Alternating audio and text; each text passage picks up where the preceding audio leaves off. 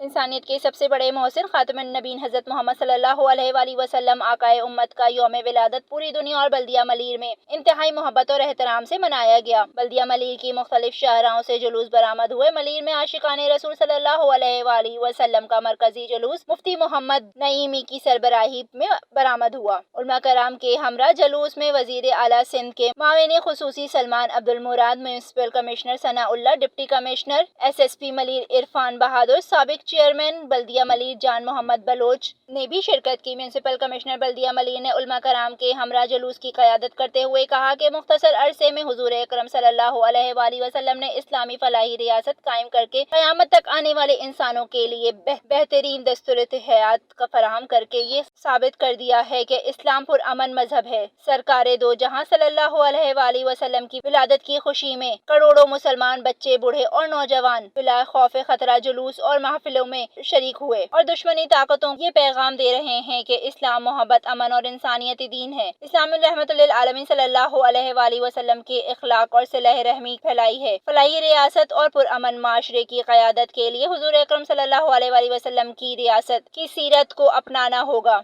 इस मौके पर director solid waste Nadeem Iqbal ने भी शिरकत की। कैमरा टीम के साथ Sana Khan, CNBC city news, Karachi. इस वीडियो को लाइक करें, हमारे चैनल को सब्सक्राइब कर बेल आइकन जरूर प्रेस करें। हमारी न्यू वीडियो सबसे पहले देखें।